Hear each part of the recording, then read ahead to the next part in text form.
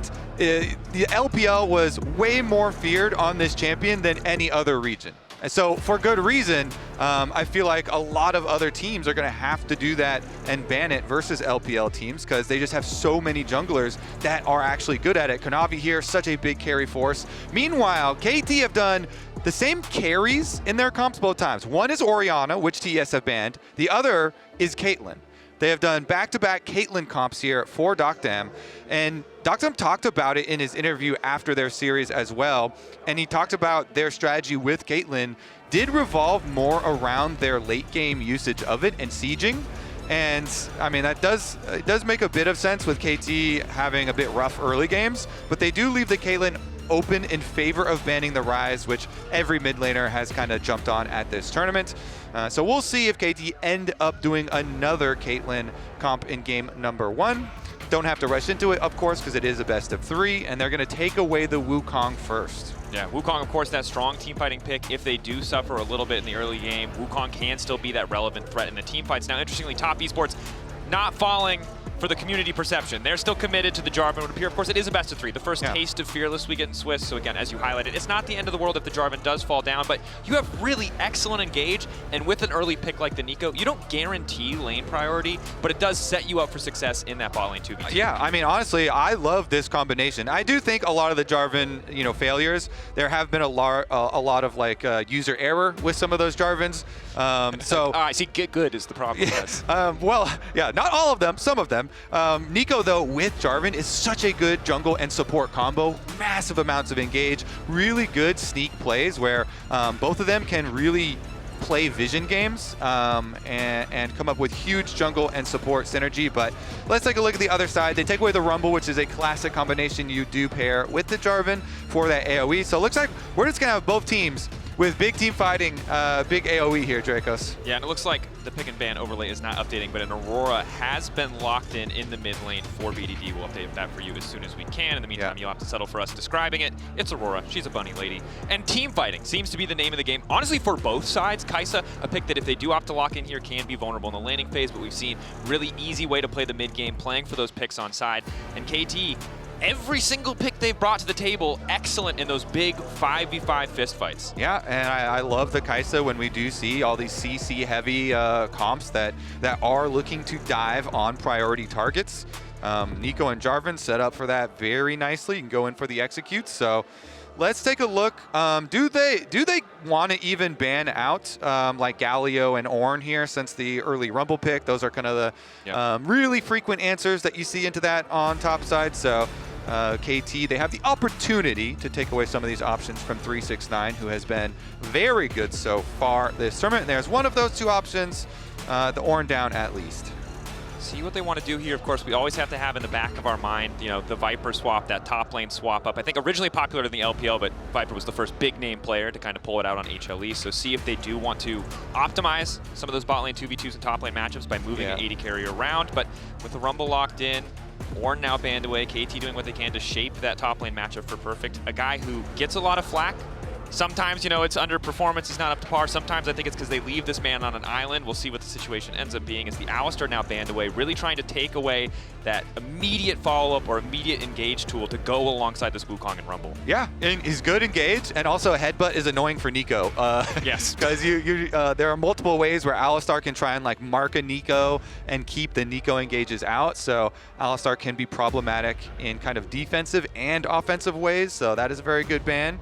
And as you say, double tank bans versus 369, so he might just be fine locking in something else, but they are red side, so they could save him for, I mean, they are already playing into Rumble, so yeah, I guess they're going to show it early. Reminder, if you are just joining us, bit of a graphical issue. We do have Aurora locked in, most likely, almost 100% guaranteed, headed into the mid lane for BDD. Now we're rounding out the rest of the composition with the Nautilus and the Corki. Corki, very conventional answer into the Kaisa. Doesn't always see the most success in Western regions. People aren't able to shut that pick down, but this is a champion who can make Kaisa's life so miserable in the early stages of the game. Yeah, plus it has a dash, and that is very critical when you're looking at Jarvan, Neeko, Kaisa comps here with Annie as well. So you definitely want some mobility on your carry there, and the Corki is going to fill that role. So there's the Ambessa that was hovered previously definitely has been a good champ here at 4-3-6-9. The answer into the Rumble. Drakos, I mean, this one is just looking to be an absolute bloodbath already. Huge engage from both sides. And I'm nervous for KT, if I'm honest. They had such excellent scaling options you highlighted before. They've just played Orianna Caitlyn in the 2 games that we've seen before. They did scale up. They were able to execute in those team fights, absorbing that engage. This is a very different composition. Of course, we've seen stuff like this domestically, but top esports in the early game are a force to be reckoned with, and team fights can fall apart quickly if you fall behind against something like a Kaisa. Nervousness is a very similar feeling to excitement as well, so that's also dangerous. All right, let's get into it though. Game number 1 here in the 2-0 bracket. Drakos, this is just a celebration, series. Somebody gets to move on, yeah. And even if you lose, you have more chances. 100%, we're flying high. If you hear us today, we'll talk about the history of these teams, but there's no do or die today for either of these lineups. It's just the elation of getting out early, being able to watch the rest of the competition, scrim whoever you want. It's an excellent spot to be for one of these teams. Of course, only one can make it. Someone's gonna need to fight a little bit harder as we get deeper into the further rounds of Swiss. But for now, loading onto the Rift. Again, team fights, the name of the game. The Corki knot coming through from the side of KT means we expect them to have some control of the bottom side. Neeko might put a stop to that, and always prepared for a potential lane swap. You love them or hate them. They're pretty good strategically. Always a potential option. Some very interesting signs in the audience as well. Let's get on to the ref. So one of the big topics here between these two teams especially is the difference in early games. Yep. KT has not had very powerful early games, have definitely been a bit slow, and deokdam even was talking about that in his interview as well. And so going up against TES, who is one of our teams that have had the best early games, it's one of the reasons why Kanavi and TES have been so heavily lauded. Really has done a very good job. It has been really well planned as well as executed from them, both here as well as in the LPL. And I think it's important that we'd like to crack jokes a lot when it comes to this team, but don't let the memes and the history distract you from how lethal this team really is, right? Good reason that they were able to make it here. Good reason why they were in the finals of the LPL. And Creme, of course, on this utility champion. Annie falling down in prio, obviously nerfed a ton over the last few patches, adjusted here and there, but still can be that lethal engage option as deokdam and Peter zoned away from the wave early on, but Foss Bomb does mean that deokdam's at least able to get some of this CS. Yeah. Early brush ward for TES, though, going to help them out a decent amount here with the range versus melee support matchup, trying to work around the outside. The slow race for level 2, the trades of autos. TES have to push, so you have to be cognizant of the level 2 coming in. They are. Just back off. Nobody in any danger range just quite yet. And it is interesting with Kanavi pathing up towards top side.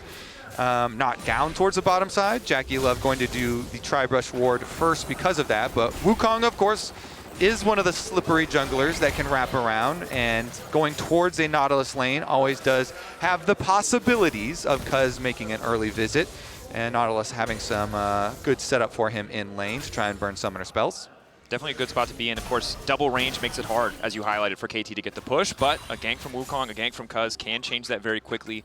Jungle, we're looking at it a lot, right? Cuzz and Kanavi. Cuzz, in that series, in the crucial series versus Gen G, this man was a demon, completely outplayed Canyon. Truly. KT fans want to see that same form, but to be honest with you, it hasn't been there. Whereas for Kanavi, still looking like a beast, still looking terrifying. Look at that K plus A at 14. Cuzz is a little quiet. We did talk about the difference in the early games. Yeah, 0 kills and assists pre-14 minutes there. Meanwhile, Kanavi, an absolute terror in the early game and all game, actually. And Kanavi in the regular season of LPL, getting that first team all-pro really has been quite the engine for this team. A lot of carry champions for him, and he's the one piloting the Jarvan. So, Daniel, do you believe in Kanavi to get the first win on the board for a Jarvan? I mean, yeah, I do, because it looks like he's going to get the first kill in this game!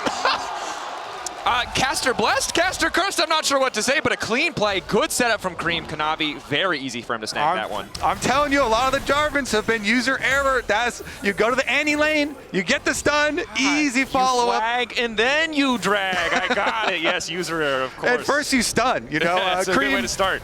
It is worth mentioning, Creme invested the flash to do that. You know, it's a wise investment, but you're always then looking, can that be punished? Annie is a champion in mid lane that I've seen a lot of play, and a lot of people do like to go then attack the Annie and try and make you pay for that a little bit, because your shield is good. You know, the shield move speed is nice, but it is not going to get you out of a lot of other situations, and having no flash now, Creme's going to have to be a little bit more worried. That's why Peter comes through, clears out some of that vision around mid lane, and they'll see what they can do about it. And I think the frustrating thing about this for both BDD and Cuzz is the gank is so fast, it really costs Kanavi almost none of his time. So he's still on par in jungle clear. There's not really a cross-map play or anything else to get back. It is just that gold deficit in the mid lane for BDD. And yeah, that window of opportunity you talked about to capitalize on a flash miss thing, but Cuzz hasn't found an avenue to go through mid yet, is now moving down to the rafters, but Kanavi might just spot him. And Kanavi did walk over that ward in the banana brush, so you see BDD, good positioning. You know, he positions to the upward side of the lane. Creme again, no flash. Kanavi happy to just zone away. I was not sure how committed he was going to be to auto-attacking the Aurora to death, but zoning BDD out, making Creme's life a little bit easier. Yeah, BDD loses experience on some of those minions that are dying up by the tower. So even though you're not, you know, actually taking him down or burning his flash, it still is a gank worth going for. Pushes him out, a little bit of damage on the Aurora, make him miss a couple of minions. And he doesn't hit the bear, crucially. BDD able to move away without even burning the flash. Or did he just not have the stun? I think the damage goes through. Damage went in. You're probably right, given that he does have 3 stacks ready to go. Either way, you get what you want out of the Tibbers again. If you, for some reason, haven't seen Annie, which would be crazy, she uses the bear, she pushes the wave. That's as simple as it gets. As Peter, the heal now coming up from JackeyLove and Hong. Looking for a chase down, looking to get control of the lane. Full mid prio coming in for Creme, courtesy of the summon Tibbers, means that this Drake should be easy pickings for Kanavi. Yeah, TES, another good early game for them. Kanavi grabbing Scuttle Crab first. It looks like BDD with his reset. I honestly would bot side push too. Maybe they, okay, they're just going to look for level 6 on Kanavi first maybe. And this is an incredibly comfortable early game for TES. We did expect them to be a little bit more powerful in terms of, you know, on paper what they'd be able to bring, but setting themselves up for success with this Jarvan pick, finding those early ganks. Cuzz might be able to counter jungle a bit here on the top side, but of course difference in timer between the Grubs and the Dragon these days means there's not an easy objective for him to take back in response. Yeah. Krugs for Dragon is a very good trade for TES, and 369's full HP, so they're not even worried about any sort of topside, you know, dive or play up there in response from KT. Of course, Wukong also, you really want that level 6, so Cuzz trying to squeeze out as much experience as he possibly can. Does have his flash ready. Maybe he will be able to get in there once he has level 6 and can go for a flash play, but Annie's cooldown here for flash for Creme. Only has, you know, about 80 seconds left on it. So still a little bit of time where he has to be fairly safe, but not too worried. Definitely looking comfortable. No action after the initial kill. Drake really the only big tangible advantage that TES have held onto. Outside of Prio on the bottom side, another use of the summon Tibbers, this time not connecting. Again, BDD spacing really well in this matchup. Input buffering on the weirding to jump backwards to make sure that the follow-up damage from Annie isn't there. And while the pressure is going in favor of TES, BDD seems relatively unfazed in the 1v1. Yeah, support roam timers are resulting in a little bit of movement over here towards the Void Grubs as well. Looks like Cuzz wants to grab one before Kanavi arrives, and he does have Smite, so Smite Bite. Going in, Cuzz grabbing the initial. Now immediately going to clone out, but Creme is on the way, just forced to flash. Fear of the point-and-click CC coming in from Creme. Stopping Cuzz from getting anything else. Really wanted that cheeky steal, but it just does not work out. Yeah, okay, and that's going to be a full rotation. So look at the cost for this play. TS, full 5 members at Grubs means that Corki down here is actually getting the minions all the way up to the tower. So turret plate for deokdam, and some minions going down to the tower as well is your little bit of payment. Still good for TS though, in my opinion. Grabbing up those Grubs. Get the flash. Give up a single grub for it, but still hold on to the true grub buff. still feeling comfortable as the lane swap has come out. Following that, getting pressure on the top side. Perfect forced to use the equalizer to clear the wave. 369, bit of a struggle to try and approach this tower. Will immediately ult onto deokdam, though. Good damage. Just wants to make sure that he has access to the wave. A lot of deep vision here for KT as well behind this side, so they might actually go for a repeat play on 369. I mean, Kanavi's on the top side, so Cuzz kind of has a free route to go pressure 369, who, even without your ultimate, he still has flash and is Ambessa very mobile, and they're making the good call here, just communicating. I know, I'm on weak side, I'll back up. So 369 was able to get some experience from those previous minions that were dying, but not the rest of them, and the race for the tower has begun. Grub advantage, but of course the mid lane is the immediate 1v1. Across the Veil used just for a bit of extra damage onto Creme. Creme forced out of lane, but top lane left isolated. Perfect doesn't even bother to approach, so it's tower for tower trade, but first tower does go to the side of KT. All right, rushing down the first turret for them towards Feats of Warfare. Continuing on the push. Seems like it's just going to be caught by each of the solo laners here. 369 gets this one. And BDD should be able to catch the opposite side for KT. One of the first games we've had in the tournament, I feel like, where teams are so content to just handshake these objectives, trading sides of the map. Yeah, right out of Champ Select, we're like, all right, it's coming down to these big team fights. It's going to be a fist fight. Yeah, we've got huge team fights ahead of us, though, Drakos, because both of them have so many weapons. And I want to see if there's an imposter in the mid lane. That was not a very effective imposter. Good awareness here from Peter and deokdam. Able to avoid. Now, no Neeko ultimate does make it less explosive. These team fights that I'm trying to hype up. Yeah. Like, all right, there's no Annie ultimates and there's no Neeko ultimate. Does make it a little bit more difficult to pull that off. But as of now, yeah, they have, for the most part, been content to trade. It's interesting, of course, for the side of TES, Kanavi getting that initial kill means he's ahead in terms of overall gold. Does have the Sunder Sky, right? We know how powerful he can be in those skirmishes. No one else really with a major completed item quite yet, although we are getting very close. Creme and BDD continue to match up on the top side of the map, but this can be tricky for Creme. He does have to be careful not to overstep. Aurora, a lot more mobility, a lot more catch tools with the support of a jungler to chase down, but Kanavi is here to shadow, here to cover. Control ward gives them perfect information as to where Cuzz is, and Kanavi wants to kick this one off. Creme looking for the follow-up. BDD ready to go. Weirding doesn't connect. Creme trying to find the angle to get the CC down. Trapped in. Dashed out from Cuzz, but just a dash to his death. Creme with a nice kill. This is the featured matchup for a reason. Kanavi finds Cuzz. Kanavi takes him down with the help of Creme. Another flash invested, so you can try and make the same thing where like, oh, well, maybe you can punish Annie later. But TES here, very smooth operators in the early game. I mean, it just feels like they have been so controlled and just executed so effortlessly in all of their games here. This is going to turn into the Dragon. They should be able to burn it down. Second Drake, perfect coming in. KT, hard to play for exit kills. They just don't have enough members in the area. Of course, Cuzz just now respawning, which was what made taking that Drake such an easy decision. And I will say, credits to TES. They open with the Neeko. They get lane prio, even in a Kaisa versus Corki matchup, which can often be tricky. And now we're at a point in the game where JackeyLove got his own skin, got one item. You're feeling pretty good about having this Kaisa on the lineup with so many effective dive threats. Yeah, let's see if they can defend the blue buff here, because that one's getting taken away pretty quick. Looks like Kanavi, as long as you can get your own Gromp, not the end of the world here. This is, of course, KT's response to the Drake, knowing that TES likely have to reset. 369 really starting to hurt. Does now have that first completed item. Awkward bit of timing here for Perfect. Hasn't been able to back to get that item himself. And everybody really matched there, so both supports were kind of hanging around, shadowing the plays, waiting to see if anyone was going to overcommit. But again, in the opening game of this series, nobody taking too big of a risk yet. You can see there, JackeyLove without Hung in the area does have to back off a bit. Creme still confident to step forward.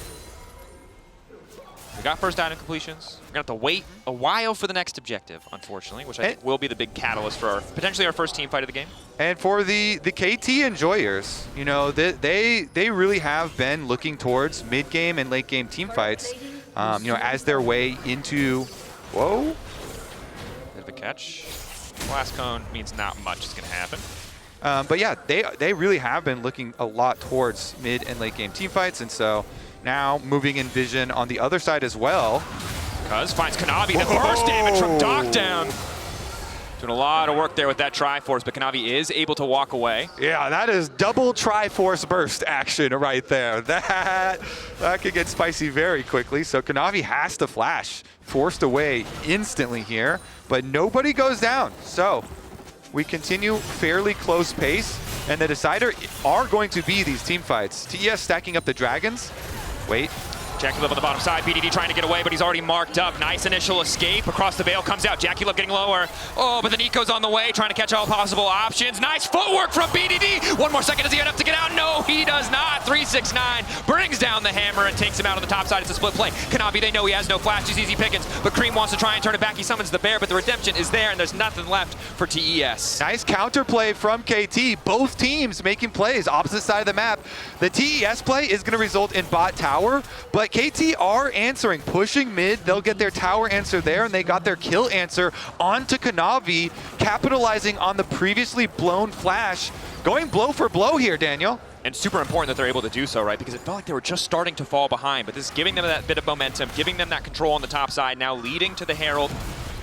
Clone there for Hunk to spot out Creme, but we know he doesn't have access to the bear or the flash, so KT feel pretty comfortable to just take this. They lose mid in the process as well, so KT really swinging things back into their favor. Kanavi not even gonna go for it. I think a good shout overall as Cuzz is gonna grab the Herald. Potential for KT now to leverage that to get some more prio elsewhere on the map. All right, still kind of trading sides here as far as information goes.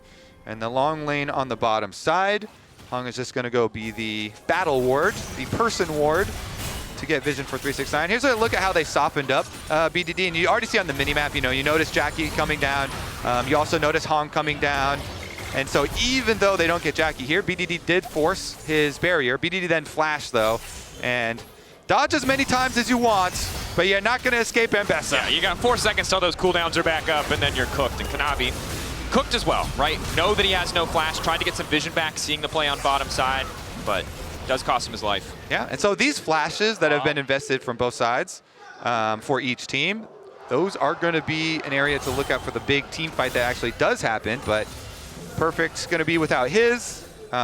Same thing, obviously, for Kanavi and BDD. So neither solo laner for KT going to have that extra option. It's going to be a little bit dangerous, honestly, in their approach.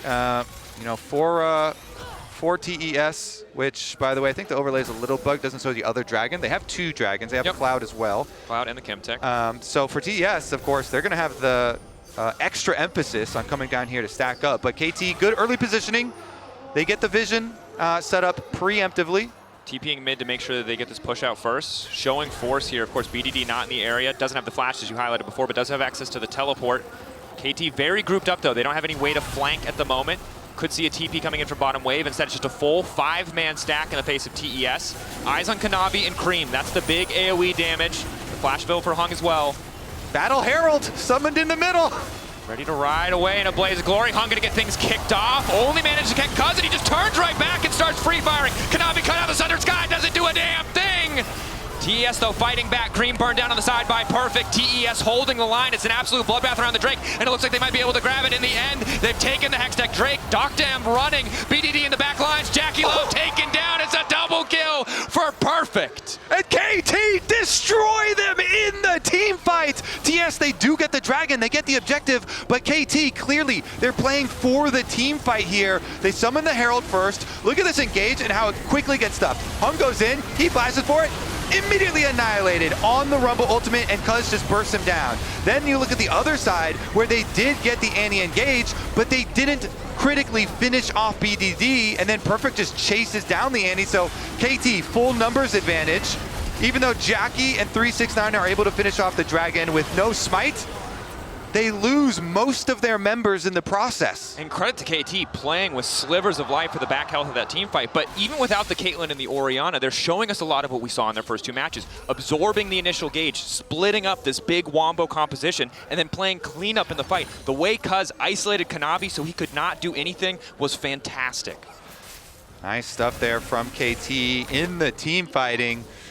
See if they can continue to progress this, because it does make it a little dangerous. You know, you always get nervous when enemy team is on soul point. You have to worry about every 5-minute timer. Every 5-minute timer is going to cause a spike of excitement. Yeah, and we do have a situation here where while both teams have excellent team fighting tools, I'm looking at JackeyLove, I'm looking at that ultimate, the potential to collapse on a flank, for one member of KT to slip up and go down around one of those timings and make contesting this objective impossible. You highlighted it, 3 minutes until the soul on the line, but also 50 seconds till Otacon on the top side. Creme already trying to set up. KT knowing they don't have a huge window to reset, but will need to be in the area. Or if Cuzz just steals one. Cuzz is good at stealing objectives, and he's got a Trinity Force Q on Wukong that is a decent amount of burst damage. So if Cuzz could just steal one dragon on one timer. We were really excited about the Jarvan. We said, is Jarvan going to be good? He immediately got a kill. But Cuzz is making an argument that I think Wukong probably should still be above in the tier list. Wukong is very, very good, especially in the team fights. But yeah, so got to worry about stealing objectives. Got to worry about setting up for them preemptively as well. And right now, KT getting a lot of topside vision for the Otacon arrival. And while you can see 369 is uncontested in his bot side push, someone will eventually have to respond to that. Mid prio going they're going to pull it immediately. KT just going to try to pull the trigger, make the fast play happen. Kanavi moving in, control ward's matched. They don't have perfect information here, but they generally know that it's going on. Vision coming in from the standard probably gives them all that they need to know. Hung here as well. Recall coming in for 369, but if he TP's in, is it going to be fast enough? 6K getting lower. KT backing off, going to play to punish the TP instead. Looking to delete 369, unstoppable for a brief moment, dashing out to safety now. Ulti coming in from Creme. It's a bloodbath as Otacon remains in the mix, but it's a beautiful equalizer across the lineup. Hung tries to fire back. Across the veil comes BDD, bouncing to the other side, looking to finish up TES. JackeyLove the barrier, keeping him standing. Peter goes a little bit too far, and 369 is happy to punish. Oh, BDD! Dash back, Weird and keeping him safe. Kanavi ready to cover. KT, are they confident enough to stay on the objective? Yes, they are. They're unconcerned. So many of the ultis missing. They know they can finish this one up, but it's the steal you mentioned, Kobe. Kanavi the hope. JackeyLove here as well. deokdam zoning him out. 5K getting lower, but 369 now has access. Their resistance is getting shredded by the Otacon, but deokdam full health. Zoning with the rockets, the Foss bombs. KT will take the Otacon. Kanavi's too low. deokdam did a great job bursting him and pushing him out there so they can secure this Otacon without the threat of the smite fight. KT come up big in another team fight, and they're waiting for the arrival of 369. 369, though, really good job. He was able to immediately go for the engage himself, use his ultimate, go unstoppable, but the counter is so big. Creme gets annihilated by Perfect, and they're able to chase through on the outside. And Creme, of course, tries to catch Cuzz, hits the Wukong clone, isn't able to have that effect. We know how it should work. Jarvan puts him in a circle, everyone pushes their buttons, but KT are splitting up the fight so nicely, collapsing on 369, but not staying clumped to leave themselves vulnerable to this TES composition. Gold, super close. Otacon to KT, but it is still sole point for the side of TES, and they're the ones with members in the river. They're the ones with setup on the bottom side. Yep, TES have not been able to catch their targets on the engage quite as they planned. Now though, KT returning yet again to the Dragon area 20 seconds before the arrival of this particular Dragon Soul opportunity. KT very grouped. Creme, no flash, but it's coming up now. 369 doesn't have access to his. JackeyLove will have the summoner available. deokdam's gonna need to wait a bit longer, but BDD. Perfect, not gonna have access to a crucial summoner spell, but maybe Cuzz with flash is enough. I will note too, 369 did a good job pushing bottom lane, so they've got the full opportunity to wrap around here. BDD's watching the flank though. Crucial not to let 369 get onto that back line. Peter going in with the Hex Flash, immediate follow-up. He just gets burned to death by the Equalizer. Hung with the counter engage, but again, the follow-up damage is not there. TES split apart and divided. They fall at the soul. The perfect secure coming in from Cuzz just in time. JackeyLove running, flashing, will barely survive, but the soul will not go to TES. Yeah, soul denied. KT, can they chase anything else down? Doesn't. Catch out. The public execution, but for who? 369 turning back now. Cuzz burned down. BDD might be in trouble. JackeyLove still sticking around, but deokdam happy to just jump in, riding to Corki, off into the night. JackeyLove wants to turn it with the barrier, but it's just not happening. Creme trying to prep the stun. It's ready to go, but he's just waddling out. Yeah, BDD's got this. Left. Slow down. The big one. The triple for deokdam. KT coming alive in the late game. deokdam with the big damn here coming through. Corki is pumping. All right, let's take a look at this one. Once again, you mentioned it. Peter goes in, and look at that. They delete the Jarvan. Perfect has had really good Rumble ults, by the way. I mean, you talked about earlier, Perfect sometimes gets some flack, but man, he has had some really good Rumble ultimates for their team fights, and they annihilate. So JackeyLove does get the kill on the outside, and it's just 2 for 2 right now. So this re-engage, the choice of TES and 369 to go in onto Cuzz, flash from Creme to make sure they can get the kill, but that was an offensive flash, and then 369 also ends up flashing. So they invested 2 to get that. deokdam's like, okay, I'm gonna finish this one. And as a result, in all 3 of their deaths, all of this extra gold into the KT carries, with the big one coming through from deokdam. And KT, they have just flipped that mid-game switch, team fight after team fight after team fight, and now they're looking unstoppable. And again, they just play so well around these big ultimates, these big cooldowns, forcing the engage, trying to take Kanavi out of the equation as quickly as they can, not giving Creme an angle to hit that multi-man Tibbers that will always be a threat to just turn the game on its head. And the person suffering the most from this is JackeyLove. He's never had a moment where he can ult in like a hero, clean up these fights, lay down the Acathian Rain. It just isn't happening because there's never a clear moment for him to go in. And in the meantime, deokdam, as you said, pumping. Baron on the line now. Big moment of contention. Kanavi, is it going to be an angle for a steal? Do TES even feel confident in that full-on 5v5? Because even though the gold has been close for the entirety of the mid-game, they've never had the angle in these fights. Truly, KT. All right, the setup again, good from KT. They black out the vision. They try and punish Kanavi, a little chunk, but he gets out this time. Exhaust down. Could matter a lot if JackeyLove is able to find access to the backline, but only on 2.5 items to the 3 of deokdam, so it won't be the end of the world. BDD, presumably at some point will finish a full second item. Maybe hasn't had a chance to back quite yet. As Creme throws down the bear, but it's not doing a whole hell of a lot. Cuzz happy to essentially just grab a solo kill. Perfect. And deokdam there to spectate. Nice job. Perfect soaking the cooldowns. And he uses everything, and that opens up a nice, easy dive for Cuzz, knowing there is no more threat. And so he goes to collect, and KT, now they can really open up the actual gold lead, because they had one fight after fight after fight, but those fights were very necessary, Drakos, because they have been down 3 dragons the majority of the game. Now they've got, you know, the one for themselves, so they're only -2 on them, but they have to keep winning dragon fights. They have to keep on winning and trying to actually open up the gold lead for themselves. Definitely. You cannot afford to let the soul get away from you. Would be terrifying to deal with. 369, the sole member of this TES lineup, did grab that kill onto Cuzz in the previous exchange around the bottom side, so holds on to a gold lead of his own. Maybe he's going to be able to find that backline access, but it is just so hard when KT have been the ones with better setup, ones to pull the trigger first very often, or absorb some of these fumble engage from TES. Still time, though. We talked about it, right? All it takes is one big anti-stun, one mysterious minion. That was not it. That is the second one that's gone completely awry. KT happy to turn it back. Peter finding the multi-man knockup. BDD to finish that initial kill off. Now starting the chase. Excellent equalizer from Perfect. Living up to his namesake as TES are sent packing in the mid lane. deokdam has been so good. You are not catching him sleeping. He is locked in. Come for me again with these Neeko ults, my friend. You're not going to catch me. But this speaks to the desperation of TES. That's the second time they've tried that play. He's gotten away both times.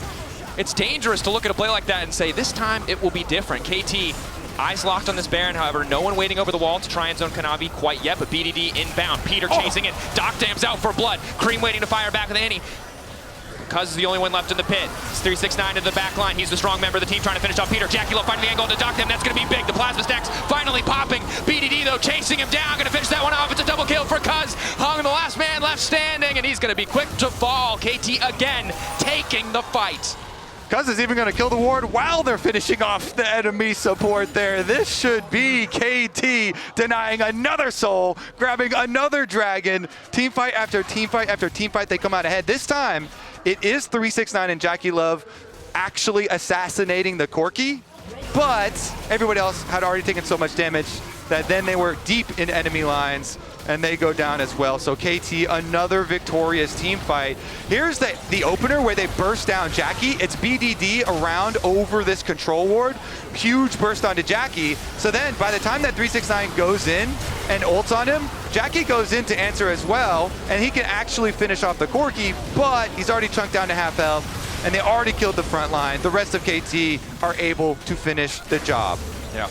And you can see, again, the slight difference in the compositions. They're all happy to throw down ultimates, to play these fights based around their ultimates. But in the extended fights, the Rumble, the Aurora, the Wukong are so much more powerful, whereas this Annie and Jarvan really is that shotgun. The Neeko alongside it, if you hit those multi-man ultimates together, you can see the path for TES to win a fight, but it just has not been happening. So another 4 minutes where KT don't have to be concerned about that soul, slowly getting closer to it themselves, and a pretty nice position for them around Baron as soon as they're able to push out these lanes. So I still think Jarvan is a fine champion. You know, kit's good, good engage, lots of early game options, but maybe he's cursed. I like that. It feels appropriate. I'm willing to in this entertain matchup. Curses. There's a lot of sports superstition surrounding this particular matchup, so it feels like an appropriate place to have that discussion. Because it's looking like he's headed towards 0-9 at the tournament. If Kanavi cannot insane. win with Jarvan, surely no one should be playing Jarvan. That would be my... Anyway, we'll revisit this later. We could be wrong. This is just, you know, broaching the topic here of possible superstition It's like curses. it's an intervention for the meta. You know, there's never really a right time. Sometimes you just got to have the hard conversation. Cuzz. Nice backstep coming in. Hung going to be initially caught out. 369 retreating. Redemption coming down from the sky. And Cuzz still happy to keep chasing forward. TES zoned away from the pit, but here comes BDD as well. Creme instant flash out. Kanavi going to be caught up by the ultimate coming in from Nautilus, and down he goes. BDD on a rampage.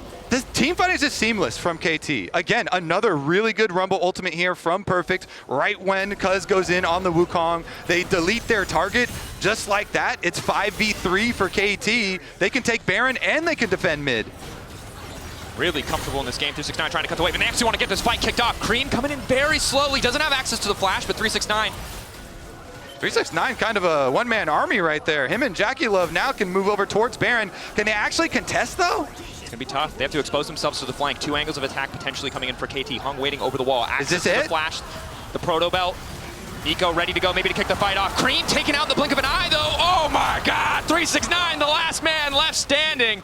Another double kill for deokdam. Pack it up, boys. KT not messing around. Yeah, they get their Baron and some extra kills on top of it, Drakos. Now can they chase down a couple more?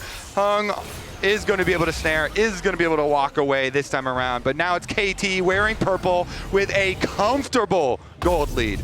This is going to be a wild Red Bull Baron power play. It's going to transition beautifully into the next Drake. Soul point for the side of KT. TES again can play for that miracle steal, but I feel like we've been saying play for the steal for the last... Yeah, I see Laura over there. She's got a really big minutes. smile. I don't know. She's like kind of jumping up and down. Oh, calm down over there. She's getting it. What we talked, put some money in the jar, Calm Lord. down We talked over about there. this. All right, well, let's see them moving up through the jungle. KT take away red side jungle with the Baron buff. Easily take down this tower. Okay, Kobe, we got a theory craft. If TES are going to make the comeback, is it just a steal? How can they do this? Because KT have been so oppressive, they've been better in the fights, and now they are just so far ahead. Yeah, if you haven't won the last 5 team fights, then it becomes progressively worse each time because the other team is getting richer and richer and richer.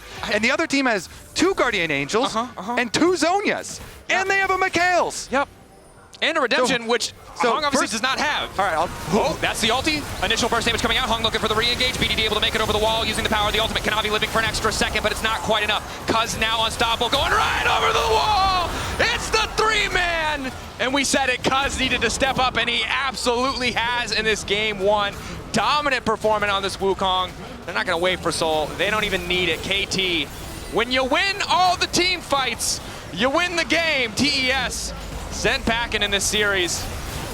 Honestly, great performance from every KT member. Great coordination. Fantastic stuff there. First blood in the series. TES, the dominant early game we thought we would see. It was a single kill mid lane. It was a bit of lane prio, but otherwise KT held on and came back in those mid to late game fights. Impressive stuff. Okay, Desk, how are you feeling? I'm feeling hyped right now. For the love of God. Yes, that's KT time. It was a pretty cool game. Yeah. Honestly.